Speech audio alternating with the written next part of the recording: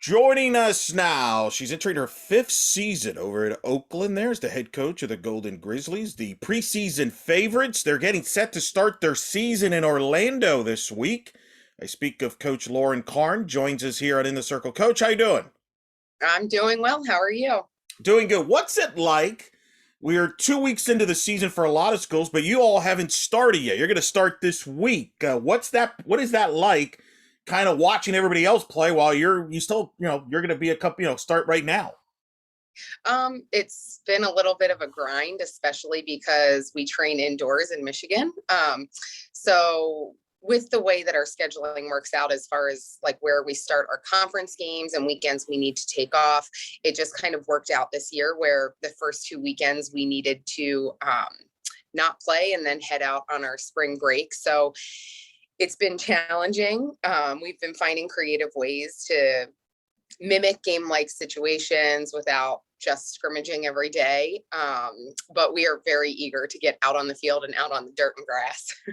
Well, you're not ducking people right away. You're going. You've got James Madison, you got Florida, DePaul, UCF, and you're playing. You're not starting off easy here, Coach. Just talk about that philosophy to test your team right off the bat. Yeah, I mean, for us, I think it's really important that we play that type of competition at some point in our pre-conference scheduling.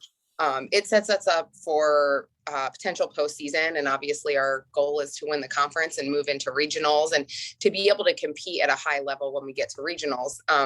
So that's the first piece of it. But the second piece too is just kind of finding out where our holes are early, identifying it, and then making sure that we can make those corrections before we get into our conference play. You're coming off a really a great 2021 season, 26-16, second in the league. One game away from the NCAA. Talk about the turnaround, because you took over the program. It was trying to turn things around. You faced some adversity, obviously we all have with COVID and things like that, but you all overcame it last year and had the season. Just talk about the last season and kind of the building blocks you kind of did last year. I mean, my girls are good softball players to start with. So they're skilled on the field, but they're just hungry to win. And they trust each other right now. They trust themselves to perform under pressure. And that's kind of where we were last year, especially with COVID taking away that 2020 season, where we had a pretty good start. We were playing again, really good competition and competing really closely with that competition. So our girls saw that we had made even more improvements when we're competing with some of these Power 5 teams, and not being able to compete in our conference that season, I think really it put a chip on their shoulder. And then last year, only really being able to compete in conference, they had a goal in mind, and they did not want to fall short. We did fall short by one game, but they really did a good job of just like staying hungry, trusting themselves and trusting each other. And we're taking that into this year as well. The 26 wins, most since 2015 for the program. Was there a turning point where you saw, this, kind of the program going in the direction you wanted it to go here, and this upswing that you did last year? Was there a turning point that you said, okay, yeah, we figured it out here? Not particularly last year. I would say like in year one for me, we lost in the championship game again to UIC. And for me that year, I didn't really know what to expect coming into this. Obviously, I wasn't very familiar with the team, but I knew that I was going to try to get these girls to just give it everything they got and play without fear of failure. And that year we were split pretty evenly, like 10 and 10 upperclassmen and lowerclassmen. And our lowerclassmen bought in right away, and our upperclassmen pretty much led the way as far as like doing what they needed to do, helping with the underclassmen, and also doing everything that I asked of them. So I would say it was in year one, honestly, that I saw a difference between like our fall season and fall training with that team and our spring training, and then also competing in the spring. And then in 2020, being cut short, like I just think we've kind of had a pretty good trend since I've been here in getting better each year. So it wasn't necessarily like last year that I thought we figured it out. I thought we really had a good nucleus and we figured it out in year one. When now you're picked to win, you're the favorites in the league. So there's expectations now. How have you addressed that with your team, with the expectations now up higher for the program? I just keep reminding them to play our game. The expectation is not that we can win every game. The expectation is that we will play our game and compete every game. So we talked a little bit about that. And we also talked about like, that's just other coaches recognizing the work that my girls have put in. It's not, the game still has to be played. It's not black and white. It's not played on paper. So we talked a little bit about like, that's great. However, it means nothing. So what we need to do is still work, and we still need to do what we've been doing these last 4 years. Let's talk a little bit about your team. Who are some of the leaders on the team that people should get to know that will, they'll follow your team this year? Who are some of the leaders on the team that will either lead by example or lead as a vocal leader? I would say we have 4 pretty strong leaders. The first one, or the first 2, are fifth-year seniors, Cammie Brummett and Maddie Jones. Offensively, they're a massive threat, just as far as what they're able to do, pitches they're able to hit, the way that they're able to hit, the power that they hit with. But at the same time, they play to win, and you can see that when you watch them. So you'll get to see that they're like really big gamers, and they play really hard. So I would say they're more like on the field leaders. And then Sydney Campbell and Jen Kritska, who are redshirt sophomores. I can't keep like the COVID years straight with all of them. They're our pitcher catcher battery, and they kind of have a really good, I don't know how to describe it, like beat with the team. Like they're just, when they're staying cool, calm, and collected, everyone else is staying cool, calm, and collected. So like, I would say they're more of the leaders who aren't necessarily vocal, but will be vocal when they need to be. But they kind of help like the temperament of our team throughout the game. You mentioned Sydney Campbell, 17 wins last year, 194 ERA. You mentioned she's just a redshirt sophomore. That's a good problem to have. She's still young. She didn't pitch like she was a youngster. Talk about her. What made her so successful bring to the table? Because she was had a fantastic year leading your pitching staff. Yeah, she's someone who when you watch her pitch, you think she looks a little bit unconventional just as far as like her mechanics, but she really maximizes her spin and her velocity. So you're not going to see her throw too hard. She will pop a couple in there, but she's more about like finesse pitching. She's going to spin it really tight. She's going to move the ball around. She uses all 4 quadrants, and it's no secret she changes speeds exceptionally well.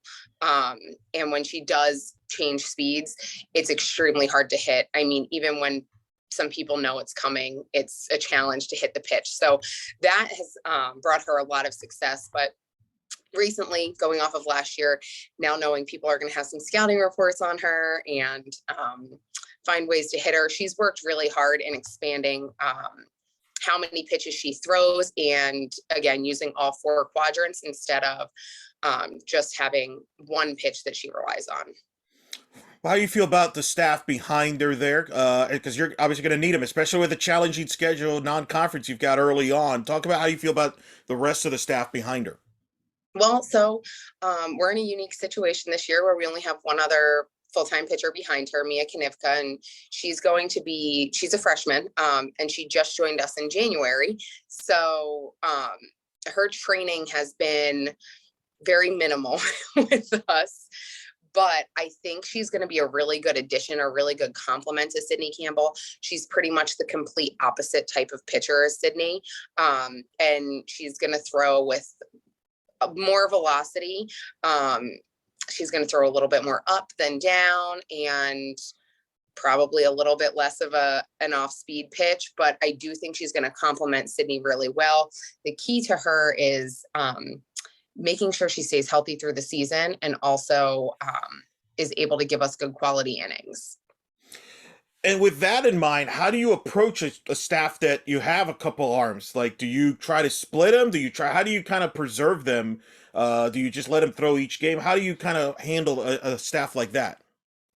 It's going to be more about our opponent, I think, and making sure that we're not over warming them up in the bullpen, because we are going to need someone in relief, especially like those double header days are going to be a little bit more challenging. The one thing I do know about Sydney is she's a workhorse, and if she could pitch every game, she would, but I won't let her do that. That's a good problem to have, though. Have that pitcher that wants the ball every time, and you have to fight to get that ball away from them, right? Yeah. Yes. And she is someone who really, she takes really good care of her body outside of the field. So she doesn't really show up with too many arm issues or any type of leg issues or back issues, which helps us. But I think managing them in the bullpen is where that's going to come into play, because some pitchers do kind of get into a situation where they're warming up too much in the bullpen, and then they're overthrowing by the time they get into a game. They don't have as much left, and then they're going to have to bounce back, obviously, and do it the next day. And we have four game days in a row here against pretty tough opponents. So managing them in the bullpen, I think, is going to be the biggest piece to making sure that they're ready when they need to be ready, but not overusing them. We mentioned earlier Cammie Brummett, who was third team all region last season. She became the sixth player in program history to earn all region honors, the first Golden Grizzly to be honored since 2018. What makes her so good? That, you mentioned she's a leader on the team there, offensively leads there, but man, she can do everything. Just talk about her and what makes her such a great player. She just is. She wants to win every single time, not just the team, but like she wants to win her at bat. She wants to win the inning. Like, her will to win is so strong that she'll do anything. So you'll see her, like, she might have a really bad at bat where she swings at pitches that are out of the zone.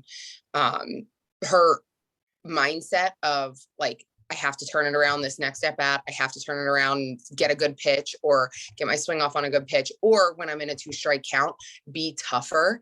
Her ability to just make adjustments to win is really what sets her apart, I would say. That's incredible. Of course, Part had 7 home runs, 29 RBIs last year, 368. The hitting was third on the team, Coach. I mean, your offense as a whole hit 299. Talk about the philosophy of your offense there, because it got hot, especially during the conference tournament last year when you made your run. Yeah.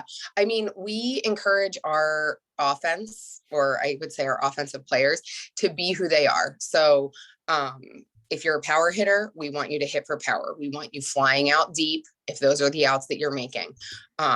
If you're a contact hitter, we want you working to get to contact. We want you trying to get on base for those power hitters. And the way that we kind of stack our lineup is we will put all of our power at the top, and then we'll put our table setters at the bottom, knowing that hopefully those table setters get us back up to the top with runners in scoring position. And that's where all of our power is. So we don't, the top of our lineup isn't going to look like, speedy lefties, slappers. It's going to be top heavy with power, and then table setters at the bottom. And hey, it's been working. When you look at, obviously you're starting to inherit, get your own players into the program. Who are some of the new faces you're looking forward to seeing once they get on the field here in Orlando, you think is going to contribute to your team? Well, Mia is definitely one of them. On the mound. And then we have Reese Ruhlman, who is a transfer, who is going to probably see time at shortstop and behind the plate. But she's another one of those, I would say, like, contact hitters with power. So I'm very interested to see how she competes early on, but then what she does in the conference. And then we have Maddie Harrington, who is a freshman this year, who I think will see a little bit more time in like a pinch hitting role, but she's also another one who has a lot of power. She's a little bit smaller, has a lot of power, has a really nice swing, a really good eye. So I'm excited to see what our newcomers will do offensively for us. We're speaking with Lauren Karn here on In the Circle. Tell me how you ended up at Oakland. What was it that drew you there to take over the program? Well, it's kind of an interesting turn of events because my husband and I are not from anywhere near here. We don't have any family friends in the area. But while I was an assistant at Pitt, I got a phone call from the previous athletic director at Oakland just saying, there's going to be a job opening up. If you're interested, we'd like for you to apply. I'd like to talk more with you about it. And my initial thought was, we're not moving to Michigan. My husband at the time lived in Florida. I was living in Pittsburgh. So I was like, it's just probably not going to happen. And then in more conversation and more research, we thought maybe it would be a good idea to go on the interview and see what the area is like in person. And I did that, and really, like, the resources that we have at Oakland, we have enough to succeed. We don't have the greatest facilities, but we can succeed in our conference, and we can do better than that, in my opinion. I think it's a good area to recruit to. I think it's a really good department to work for. And on top of that, for my husband and I, we're expecting our second child. We think the area is great to raise a family in. So there were a lot of different factors. And then being offered the job, and I had about 24 hours to make that decision. No pressure. Yeah. Yes. We made that decision pretty quickly. And then we got married the week before I started here. So we considered this like our honeymoon move. Hey, there's something to be said. It's more efficient, right? Like you could Yeah. cost efficient move. Was coaching something you always wanted to do? Like, take me through your journey, how you got involved in softball growing up. Well, my grandfather and my aunts played softball. My grandfather coached them. So I kind of just started by going to their games when I was young. And then I didn't really realize I could make a career out of coaching until my sophomore year in college, I would say. Summer after my sophomore year in college. We got a new coach. At that time, they switched the position to a full-time position. And I just started talking to her a little bit more about like what that looked like and how she went about doing it. And I thought, I don't really know what I want to do after I graduate. I thought I knew I wanted to be a teacher, but I took a couple of classes that I had to like sit in and student teach, and I didn't love it. So I decided to pursue a coaching career. And I was very fortunate after finishing school in getting a position at Marist College that allowed me to kind of have my hands on everything, because it was a full-time position.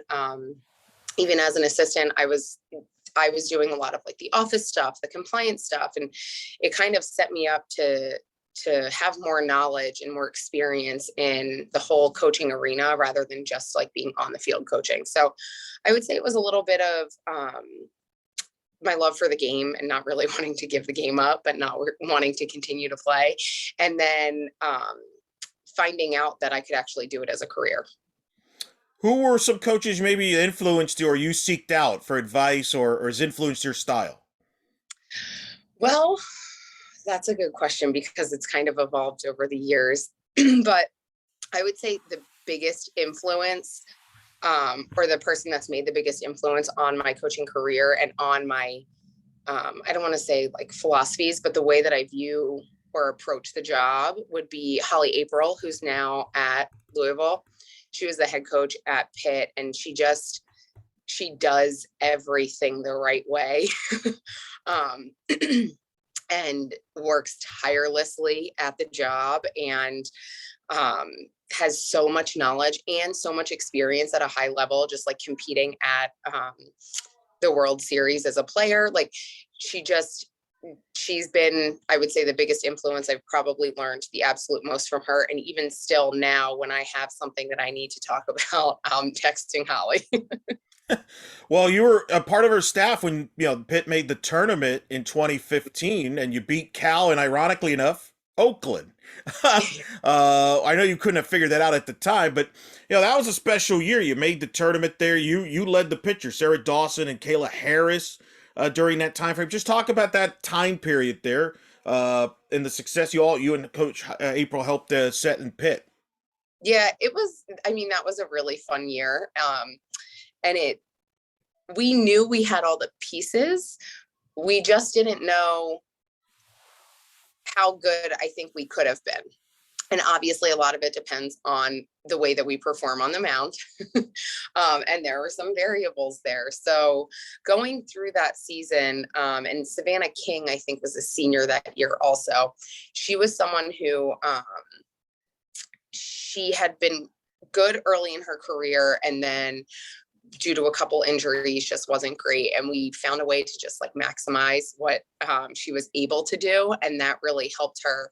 But at the end of the day, she was a fierce competitor. So again, when you want to compete and you want to win, you're going to find a way to make something work, and she was willing to do that. But it was just, that year was just so much fun, and I'll never forget. We did not know that we were making it to regionals that year, and we were like the last team called, and I don't think I'll ever forget that memory of just like the feeling that like rushes through you. I don't know how to describe it, but it was one of the coolest things. Yeah, no, I do remember that, because that you kind of snuck in at the end there. I was curious, what was the expectation? Did you think you had a shot to get in? Did you think it was a long shot? Because I remember that year, and it was kind of wide open. I think it was between you and UAB and a couple other teams, and nobody really knew. And then your team pops up there in the Ann Arbor regional. Just take me through that. I think part of that was the committee that year really looked at how you were performing later in the season. And for us, getting to the ACC tournament, getting to the ACC championship game, I mean, we were beating UNC, Notre Dame. We had to play Florida State, and we lost to them in the championship game. So our level of competition in a short amount of time and the way we competed against them, I think really helped us, compared to, we had a pretty good start, but it wasn't, we continued to trend upward. And it just so happened, like I said, in that year, the committee valued that, I think, a little bit more than the overall body. And I know that kind of changes every year. So it worked out in our favor, and it was a really awesome experience. Yeah, no, making the run to the ACC title game. I think you knocked off Notre Dame on the way there. It certainly got you in there. People may not realize you were a pitcher. You were a four-year starter at St. Joseph. You had finished your career with a school record in strikeouts. Describe what you were like as a player. You played from 05 to 08, which resonates with me because that's right around the time where I started following softball closely. So that's a very I always enjoy that time period back in what describe you as a player. I was a little bit more fiery as a player. So I've definitely like mellowed out a little bit more as a coach, and having to manage 20 to 23 girls emotions during a game. So I figured that out. But as a player, I was really, really competitive. I was like the type of kid who, if I couldn't, get my pitch perfect in practice, my catcher had to stay after, and she hated it. But then she loved it because we were obviously working together. And we didn't win a lot in my career, I will say that. But I was trying to do everything I possibly could to win. And that's kind of why I enjoy some of those kids who they're just fierce competitors, even though as a coach now, I'm not as fiery when it comes to certain things. I think they kind of recognize that in me. At some point, it was there. That's good. I like the comparison too. I like the player comparison versus the coach comparison, and how you feel you're a little different there in that regard. Obviously, let's talk about the Horizon League. Obviously, the Horizon League, just like a lot of conferences in college athletics, affected with realignment and changes coming down the road. Your league is no different. How is the league, as coaches, what's been your reaction to all these changes? Because obviously you have relationship with some of these coaches, like UIC, which is going to move on down the road and all that. It's kind of awkward in that regard, but what's that like to go through it? You know, I enjoy Lynn and I really enjoy competing against UIC. And I know my girls enjoy competing against UIC because it's always um a 3 game series of high level competition, and the game is moving quickly and it means something when one or the other wins those games. I think for me, I haven't really worried too much about it, and I don't think my girls have either. And I'm happy to see UIC, explore opportunities that might be better for their department, but I am a little bit sad to see them go, honestly. Just because of the level that they compete at. And again, I enjoy competing against them. I think they make my team better when we compete against them.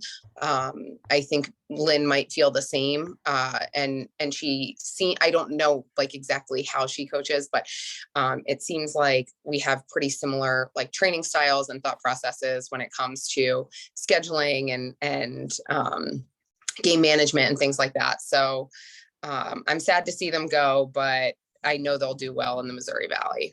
Yeah, it's such a weird time, and as you know, some of this is not even because of softball. It's other reasons. Other sports are more Yeah. influential in this type of movement, and I think it's something that I think people forget that it's not like softball program decided, hey, let's bolt, type of thing. No. There's a lot of different variations that you mentioned that goes above the pay raise and all that, but it is going to be weird to see them in the horizon. And with that in mind, you've got still a league that's challenging. Youngstown State, Coach Campbell always has a good team there. You've dealt with him last year and he knocked them out there. Talk about the league as a whole, because obviously you don't get the fanfare of some of the other leagues, but it seems to me, having followed, it's always wild, especially when you get to that conference tournament, no matter where it's held. It's a battle and very dramatic, because usually a lot of times we're watching towards the end to see, all right, who's going to get this automatic bid, because it's wide open. Yes. Yeah. That is the one thing about our league. It's like, when you're thinking about it, get to the tournament, because in our league, anything can happen in the tournament. And I think there are a lot of factors that come into play there when it comes to pitching staffs. And to be completely honest, like Sydney, we rode Sydney for the conference championship last year and she just ran out of gas. So we're trying to find ways to not have that happen this year. But I think for all of our teams, if you can get to the tournament, anything can happen, especially because it's double elimination and not single elimination. So you can work your way out of the losers bracket there and still have a shot at winning the championship. Regular season is always interesting because we do the 3-game series. And I honestly feel like our conference is getting stronger as a whole, especially with the addition of like Robert Morris. We're getting more competitive. 1 through next year would be 9 teams, where we have 10 this year. But I do think that if anybody makes it to the tournament, it's anybody's game. And winning the regular season is great, but you have to win the final game. You mentioned Robert Morris joining. How much of an adjustment is that from a just getting to know them type of deal, and as far as league play, and obviously they that's the part of this, right? Comings and goings. Yes. Yeah. They're a super scrappy team. They compete really hard. They're having a very this year, so I'm interested to see how they're going to continue to compete down the stretch. But last year they snuck into our 4-team tournament. Usually it's 6 teams, and they just kind of. And I think for a lot of teams in the conference, maybe they didn't know what to expect. And again, we can watch video. It's not always the best quality that we get, but it's there, so we can scout off a video. And then when you're actually seeing these kids perform, that's when you're like gathering more data when they're competing against your specific players. So for them, for the first time in the conference, I thought they did a really nice job competing, and I know that they're getting better this year. So I'm interested to see how they impact the conference this year as well. Couple more things, something that may not be aware to some people that don't follow your program closely, but you have an Olympian alum now, Erika Yeah. Polodori, who was part of the Canadian national team, won the bronze medal, was celebrated after the Olympics here, which was kind of cool to read about that on the Beacon Herald. Talk about that and how that could help impact your program to say, hey, you got an Olympian who is an alum. I mean, one of the great players in the program. I mean, that has to help from a recruiting standpoint, from an exposure standpoint. Just talk about that, going through that experience and watching her compete in the Olympics. It was really cool. And the really cool thing is we have Canadians who are on our team. So they specifically look up to her and recognize that they might be able to do something similar to what she's doing. We're continuing to work on our relationships with, or I shouldn't say relationships, but recruiting relationships with our Canadian counterparts and bringing some of their best players over here. But I do think that with her performing in the Olympics and doing as well as she did, and coming from a school like Oakland, a lot of people, to be honest, a lot of people nationally have never heard of Oakland. And we get that all the time. Like, we've never heard of you. And I think that has brought a little bit more, in the softball community at least, a little bit more recognition of Oakland softball just in general. Yeah, no, no doubt. Talk about your staff, and kind of your vision for that. I know you got a new member on the staff. Just talk about the staff that you have around you. Yeah, so I'm very big on kind of allowing my staff to do what I need them to do and not really stepping in, especially because I'm more pitching focused. So in my first 2 years, I would say I was more like, not that I'm not team focused, I have to be, I'm the head coach, but I was spending time in the bullpen and working in other areas pretty consistently. So I felt like I was being a little bit like spread thin. So now with my staff in place, I'm able to spend time in the bullpen, and I know other areas are operating at the best that they possibly could be operating right now. So I'm in the bullpen working with the pitchers specifically. We have a volunteer, Sam, who works with the catchers and helps with the offense. And then Jenna Modick Blythers, she's in charge of the offense. So she'll be coaching third base for us. I don't coach third base. I let her run that. I help her out when I feel like I need to, but to be completely honest, she's even more aggressive than I am. And I love that about her. So I trust her decision-making out there, and I trust, everything she's doing with our hitters. Obviously we've gotten better offensively each year, so that has helped us too, but she is solely in charge of the offense, and we all kind of just help her with that wherever she needs it.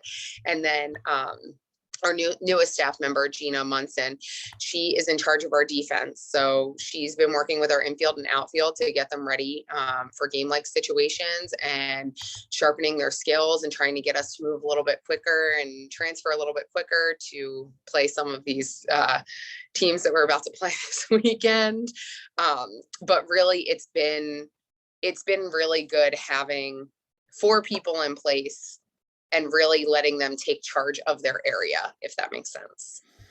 Yeah, you seem to kind of, you let your coaches coach Yes. and oversee that, and that's got to build camaraderie. And look, it's working. I mean, you have successful. You're building. You got players like Brummett, and you got Madison Jones leading the offense and the pitching. I mean, it seems to be going well. And you got extended.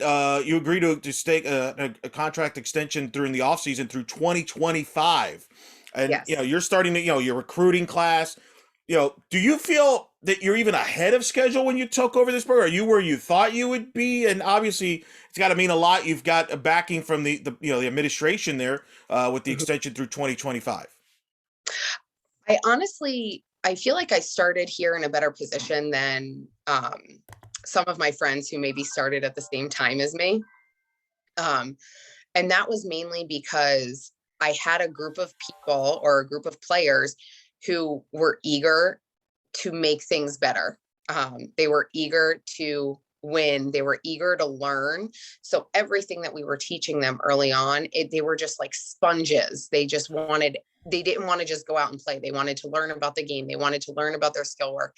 So I feel like we started in a really good spot, whereas some other coaches, when they take over, they're kind of like building blocks. And I haven't felt like I've had to really, I haven't felt like we started in such a position where like I've really had to build each year. It's building on the successes of people who were here in year 1 for me. Yeah, it's tremendous, and Obviously, people are excited. Last thing, we mentioned you're going to be in Orlando. You're going to start off with James Madison. Oh, by the way, the Women's College World Series participants from last year, the darlings of the sport last year. You got DePaul, who won the Big East regular season title. Florida, who's Florida, the SEC champ, Ole Miss, and of course UCF, the host team. Then by the way, you take a midweek to play Tallahassee and the national runner-ups at Florida State. So, and then you go to Evansville for a tournament. Before you know it, you got conference play, and we're not even talking about midweeks again at Michigan, as well during the season. What are you looking forward to finding out about your team as you challenge yourself here through the first couple of weeks before you get into conference play? What are some of the things you're looking forward to finding out, and what do you think are some of the keys for your team to accomplish your goals?